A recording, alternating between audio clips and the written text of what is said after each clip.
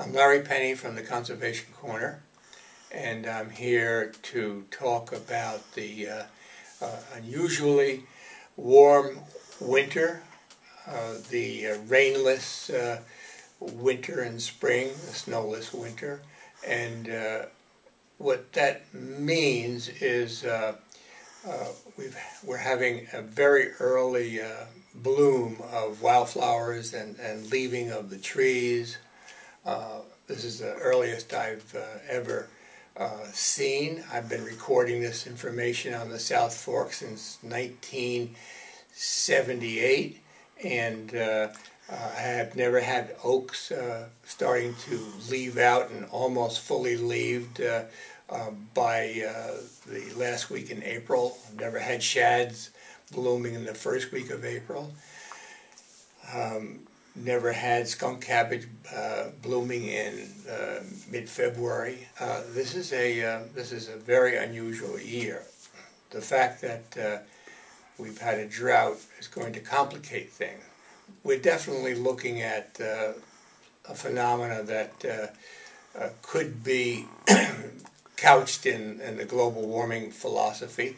We're looking at more and more southern species coming to the South Fork, like the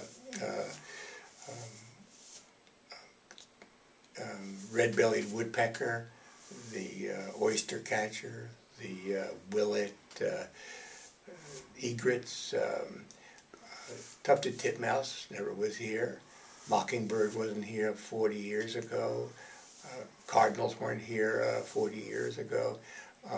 So we're actually becoming a part of the South with respect to flora and fauna. We have devil's walking stick, which is a southern species, and we've had a little patch of sea oats that grows on the dunes in the south around 3 Mile Harbor.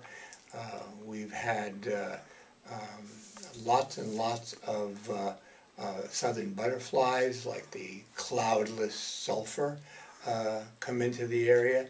So this year we expect to see a lot more of the southern influence driven by warmth, but also expanding ranges. These species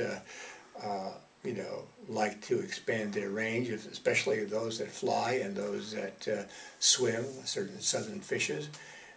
We've had tropical fishes come into the South Bay system of Long Island since before 1970, when I came back here to teach at Southampton College. But we're getting more and more of those tropical species, and whereas none of them stay and breed during the summer, they don't make it through the winter. We'll probably start seeing some making it through the winter and breeding around jetties and so forth that are closest thing to coral reefs here. So we're looking forward to a very, very big year.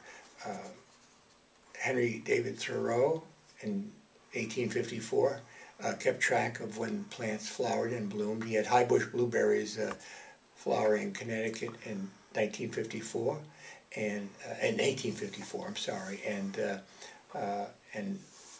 in May, the mid-May, ours are flowering in mid-April now, and we'll probably have fruit earlier than usual.